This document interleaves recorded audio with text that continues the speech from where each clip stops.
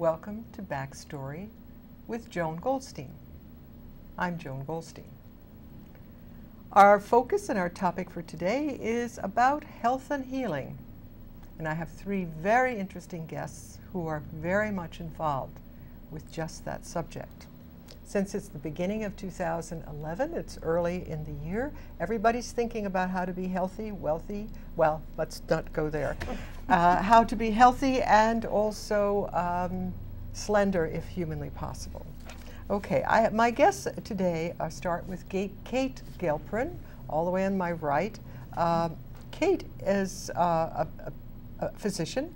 She has a medical degree from the University of Medical and Dentistry of New Jersey, where she also received a Master's of Public Health degrees and completed her postdoctoral training in internal medicine and occupational medicine. She is very interested in preventive health and has a great deal to offer. But most important of all, Kate Gilprin is a member of Suppers. We'll find out more about that in a few minutes. To my direct right, in a beautiful white turtleneck, is Dorothy Mullen, who is the founder of the Suppers program and also the garden artist in resident at Riverside Elementary School in Princeton. She has a master's degree in substance abuse and addictions counseling from the College of New Jersey. Her interest in food-based health programs extends from gardening as primary prevention for children to food preparation support groups for people with diet-related health challenges like diabetes and ADHD. Finally, on my left is Karen Rose Tank. By training, Karen Rose Tank is an agricultural, food, and substance economist, as well as a plant biologist. She's been living with type 1 juvenile diabetes for 15 years and now offers lifestyle, nutrition, and health counseling to people who either have type 1 diabetes or type 2 adult diabetes, as well as others issues relating to blood sugar management, including weight and food cravings. And on top of that, Karen Rose Tank is the co-founder of the Suppers program and in 2010 graduate of the Institute for Integrative Nutrition. Welcome to Backstory with Joan Goldstein. Okay, our focus today is understanding what makes us healthy, what do we need to do, and why don't we do it?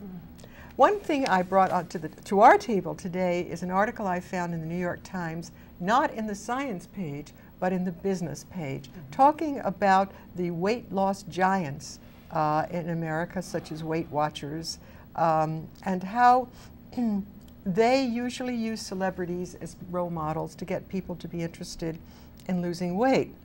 The money factor, that's why it's on the business page. As Weight Watchers spent almost $117 million on advertising last year, and perhaps a great deal more today. One of the articles points out in the end, though, that, oh, here we are, we're at the end here, sorry. All the programs and apparel could be naught if the effective weight loss pill comes to market, warned John LaRosa of Market Data Enterprises. People typically flock to such a drug rather than a structured program, he said. They always want weight loss in a bottle. Okay, how does that relate to what we're doing? What does Suppers do that's different than weight loss in a bottle?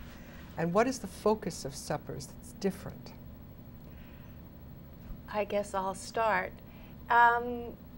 Boy, we don't do anything that's going to try to sell somebody something that's going to solve their problems. I think it's a foundational principle of the program that we're going to deal with real food, that a lot of these problems are insoluble with pharmaceuticals, that we can't just rely on counseling programs. It's not always going to support somebody else's bottom line. Really what it comes down to is we need to get back to the kinds of behaviors and attitudes that predate these epidemics of diabetes and obesity and so forth. And we do it by teaching people how to prepare whole food, by helping them reestablish the habits of a family supper table, breakfast, lunch, or dinner, and by creating an atmosphere where people can bring their health issues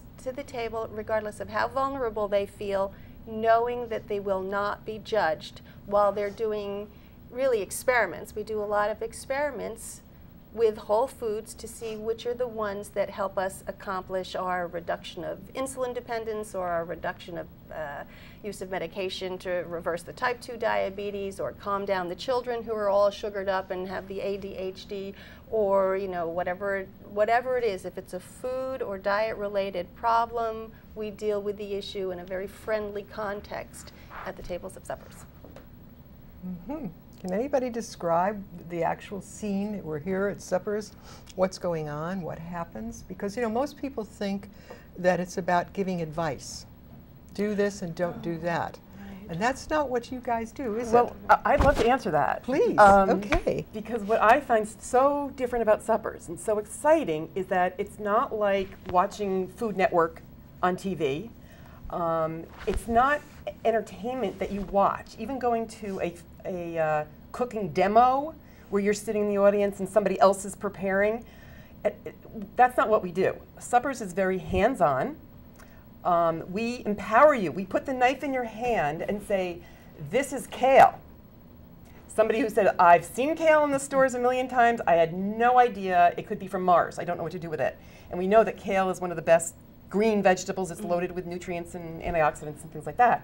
So we've learned over the years techniques to how to not only cut kale to make it easy, where to put it in salads, how to cook with it, how to flavor it, because it's a little bitter, it's a little tough.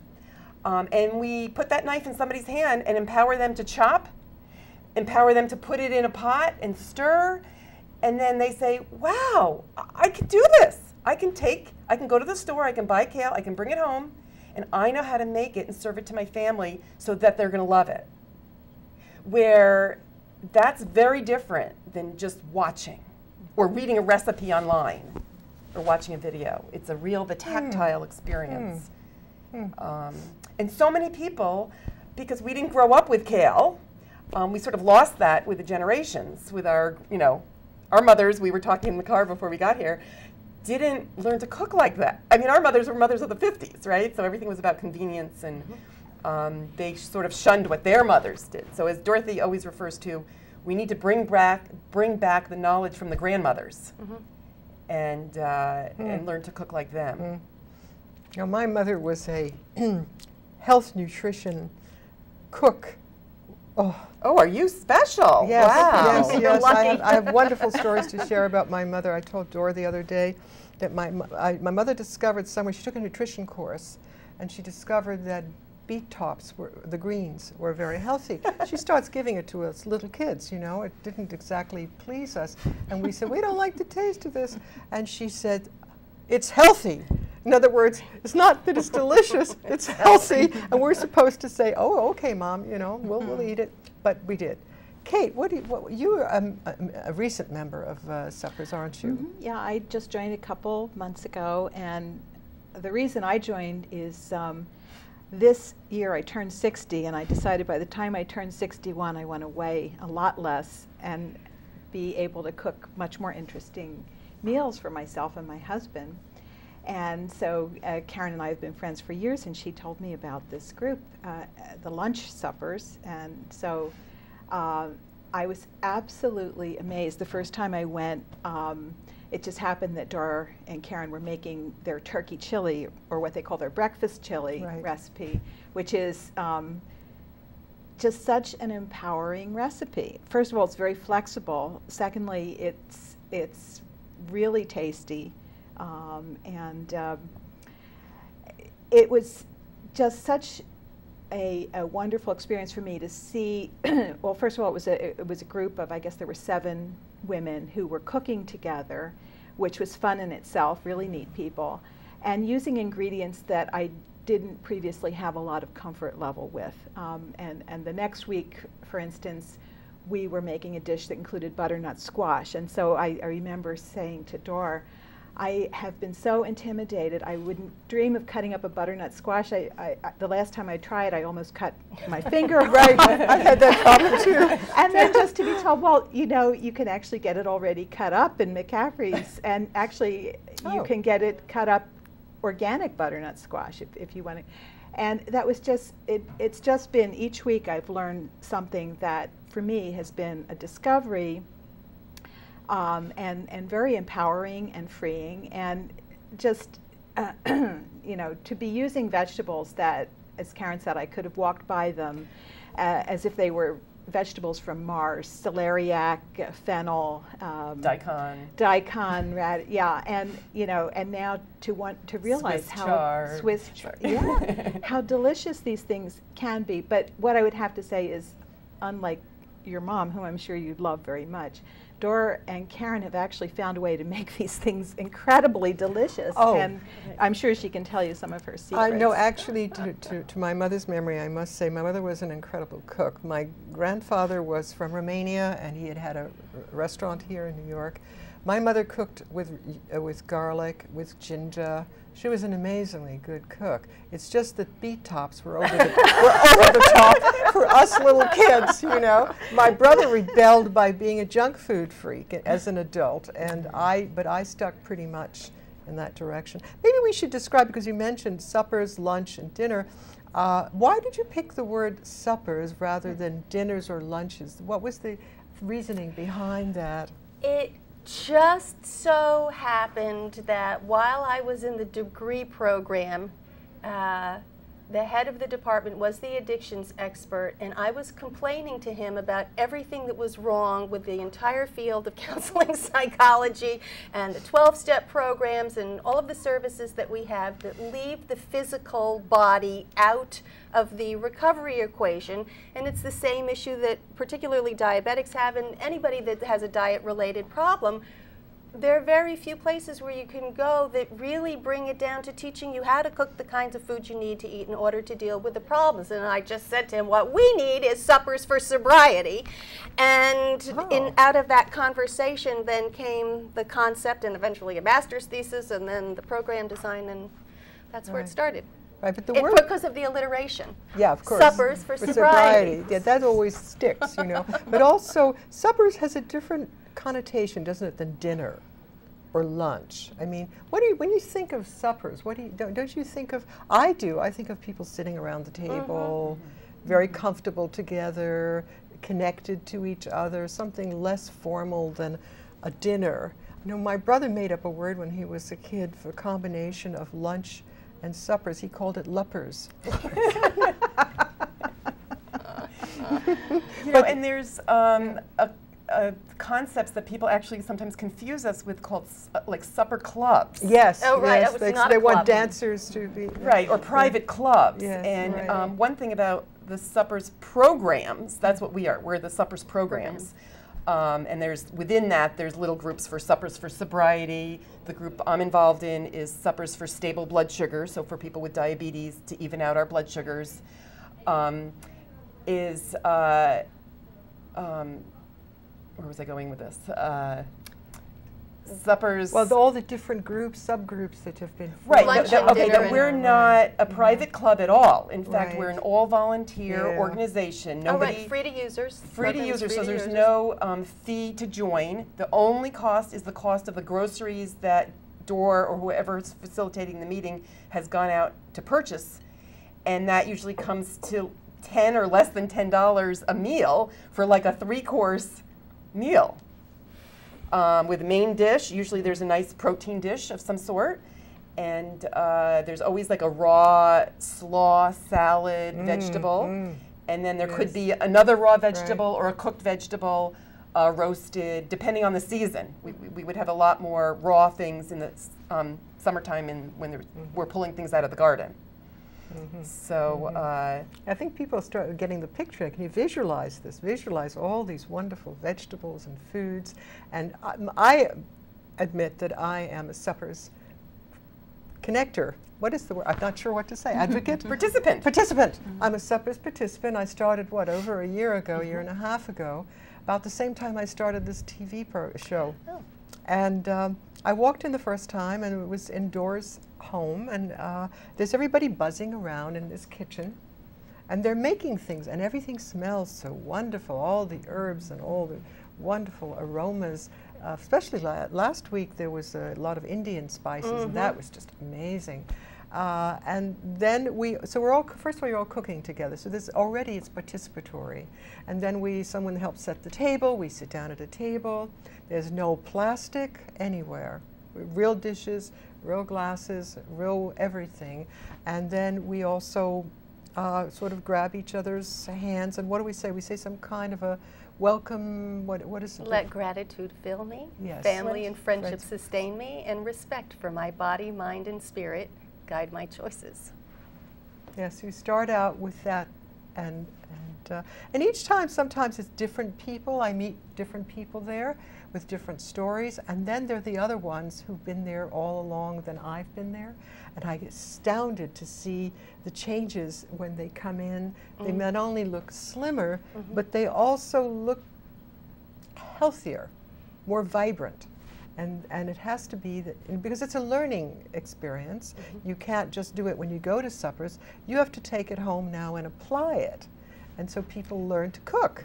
Basically, the one thing that's missing amongst many things in our culture is cooking, learning to cook. Right. They learn to cook there because it's seeing, you see. It's not, as you made those points, both of you, Karen and Dor, it's not entertainment. You see, a part of what's happened to us is we're very passive.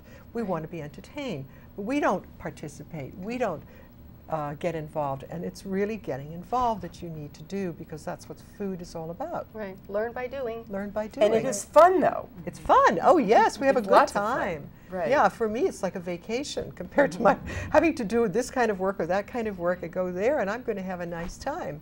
And also, you can either go to one that's set at lunchtime, like Mondays is lunchtime, right? And then there's Wednesday, there's an evening, and then, of course, you've got satellite programs going on all over the place now, right? What are some of the focal points? I know Karen mentioned some of them. Ooh, we've got some fun meetings for people who are really into organic vegetables, because there are 2 meetings that meet on the farm. So 6 months of the year, they are literally garden or farm to table meetings. One is at Gravity Hill Farm in Titusville, and the other is North Slope Farm in West Amwell. Then we have a Sunday morning brunch, a recovery meeting for people who want to experience a more stable sobriety, whether their issue was alcohol or drugs or even food addiction. We teach them how to eat in such a way that stabilizes, your mood chemistry. We have a couple of new meetings starting up. Young mothers. This is a really important new suppers meeting.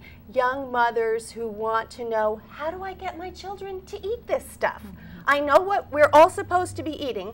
I hide the gummy bears underneath the seat in my car. The kids find them. How do I switch this household around? And then periodically we do a special meeting for families with ADHD children. Mothers just weeping. I know sugar is an issue. This is what the child gravitates to. This is when he loses control. It's likely to be because I've just given him something, or I won't give him something that he really wants. And so it isn't just about the food preparation, but we also gather around mutual interests in a common challenge, whether it's diabetes or a sugared up kid. People need to share and get ideas, and so meetings form around mutual interests in whatever the issues. And one that you didn't mention is the raw suppers, or the living suppers. Raw. We have 2 living of those. suppers. We've got a living suppers in Montgomery and a living suppers in Piscataway, so that people who really want to learn more about maybe not becoming themselves raw food vegans, but just learning how to incorporate more of these really healthy enzyme-rich vegetables into their own diets, then they can go to a living suppers meeting. And I learn more from those people than anybody else, and it's really influenced what we do to get really nutrient-dense, enzyme-rich slaws and salads just about at every meal. We have a lot of them. And I wanted to add that Joan mentioned something, that the people that come to suppers that have been coming for a while look more vibrant. Their skin might be clear, and they might have a sparkle, twinkle in their eye. And I think a lot of it has to do with the whole concept is that we're cooking and introducing nutrient-dense foods. So all the vegetables, lots of antioxidants, lots of colors, Fiber. Healthy fats. We're all about healthy fats, and good solid proteins. Right. So whether you're a vegetarian or a vegan or a meat eater or a pescatarian, we have one of those, just eats fish. And nothing else? Well, no, and eggs, vegetarian, right. lacto, ovo. I mean, there's all combinations. All kinds of vegetarians who eat other stuff. Right, and we support whatever you're eating is preference. We can support that. But the whole idea is that we don't harp on everybody's got to get off processed foods, cut this out. We're all about what you want to add to your diet, what you want to bring in the healthy nutrients to feed your cells, to enable your body to do, because it needs the building blocks, what it was designed to do. And if you're just putting empty calories in and high fructose corn syrup and things like that, your body literally can't function to do the processes physiologically that it needs to do to keep you healthy. Yeah, I guess I'd like to affirm those points as somebody who's just really been feeling very empowered by Supper's ideas and how positive it is. And I'd like to say something about Dora that I know she won't say about herself, which is she has really advocated, I think, so uniquely for two lost arts. One is this whole cooking with fresh ingredients and whole ingredients. And second is the Riverside Elementary garden, which is, I just wish there had been something like that when I was a child, because to just get your hands into that garden as a child and realize, the connection of the earth to the table. And I think Dora is, I just stand in admiration because she doesn't really get compensated for this advocacy as far as I know. And I think it just requires a lot of sweat equity that she really has to exert herself constantly to make these things happen, no matter what's going on in her life. There she is, advocating for this garden, advocating for this type of cooking. And I just have to point out one of my public health heroes, David Kessler, who wrote the book, The End of Overeating. Yes, yeah. I want to say Karen and Dora are two more of my public health heroes. But anyway, David Kessler gave a talk at Princeton University not long ago, and he showed the front page of this book. And the whole point is that for some reason, these processed foods are going to direct our appetite to the carrot cake and not the carrot. And just reading this book changed my way of thinking. But the thing, I think the genius that Dora brings to this is there should be another picture on this cover of the kind of foods that Dora is creating, which I think if you had to choose between a carrot cake and the slaw we had yesterday, I'd probably choose the slaw. It was so good. Maybe you can say something about that slaw. Flavor? Well, flavor seems to be the hinge for a lot of what's successful about the program. Kessler makes a really important point that there is an overall addictive nature to the food supply. This is why I say I didn't want to get a degree in nutrition. We already know enough about nutrition. Eat real food. Addictions counseling answers the question, why aren't we eating real food if we know that this is what we need to do? So he goes through all of the triggers of, you see it and then you want it, you smell it and then you want it, you see the golden arches, you see the cinnamon, you get the cinnamon in the mall, and emotional triggers and stresses and so forth that lead us into wanting the processed foods because they so rapidly change how our neurotransmitters, our mood chemistry, how those neurotransmitters fire. So an idea that I got when we reviewed this book at a suppers meeting was, okay, take everything that you have learned from this man and make the food flavorful in a way that lights up those same pleasure centers in the brain. So it's something creamy that's got a crunch, something that's mostly like a green, like kale, and add a little bit of lemon or salt or some nuts or something. Bring in these different flavors, flavor experiences. People get addicted to things because of the novelty of it, because of all of the different things that are going on simultaneously. So after studying this book, we did a whole lot of suppers meetings based on finding flavor. You are not going to get people to come in, give up their medications for type 2 diabetes if you put just the plain pot of kale in front of them, right? This is not, rather take the pill. So we have been playing with flavor in really very sneaky ways, trying to figure out what does it take to take a person and go from, oh, I guess I'll try it, to, gee, this tastes pretty good, to, I feel addicted to salad. And we do it. We have people craving these slaws. I, for a while, had a cabbage craving. Right. I just had to have it. There's a particular kale salad that we make that many people just get addicted to. Like, and It's there's a funny. couple secret People are not gonna ingredients believe in it that we share. They're not really secret. You know, lemon juice really kicks up flavor a notch. Good olive oils, a little bit of sea salt, crunchy almonds, Roasted pumpkin seeds. And then we introduce flavors that are not all that unusual, like the celery root or celeriac that we made into a slaw That was so good. the other day. And we mixed it with fennel, which is slightly more familiar, and just put a little mustard vinaigrette on it. And everybody, including people who had never even heard of celeriac before, were just downing great quantities of it. That's good. I think what's going on, I can't prove it, but I think what's going on is once you make the decision that you're going to get into this healthy process, your body starts giving you feedback. This is good for you. Wow. You know, you're going to feel better if you eat this way. You know, and maybe 30% of the time you still head down to buy the muffin, but 70% of the time you're making the better choices, and it could be one step forward, two step back, but through the support of the groups of these meetings several times a week, you get what you need to transition from how you were eating before the carrot cake to how you you want to be eating in the future. And I want to say, in regards to people with diabetes, the feedback is even greater, because if you start switching over and eating protein, veggies, low carb, the meals that we do when we're working with diabetics or people with diabetes, I don't like the word diabetic, is we aim towards the lower carb end of things, but they can start to see their blood sugars coming down. Yes.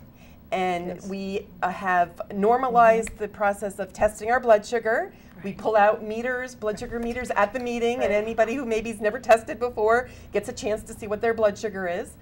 So we take the mystery away from that. And then some people in some of the groups have what's called a continuous monitor that's always attached to them and takes a reading every 5 minutes of their blood sugar. And so we eat our suppers meals and we watch, and they make little graphs, and they are straight across, no spikes in blood sugars. And for some people, for the first time ever, they say, oh my goodness, I ate a meal that didn't spike my blood sugar. And you know, that makes you feel so much better. We have people that their blood sugars are always in the 300s, and when they start transitioning, for the first time they say, oh my gosh, I woke up at a 129, and now a month or two later, all my blood sugar numbers are in the 100s. And these are people, actually, we've had some people sent to us from endocrinologists, from women health doctors, and it's very exciting to see that what we offer that's not always offered in the medical community. Right. I think we have to wrap this up, much as obviously the enthusiasm here. We could be going on for the next 10 hours. But you see, this is what happens when people become engaged. They become connected and they become engaged. And this is what happens. This is being alive and finding to take better care of yourself, to engage in cooking, to feel good. This is all part of what we need to do. It's not about a pill. It's really about taking charge of our lives and feeling good. So let's hope that everybody watching the show finds a way to do that as well. Thank you very much for coming to Backstory with Joan Goldstein. Good night. Thank you.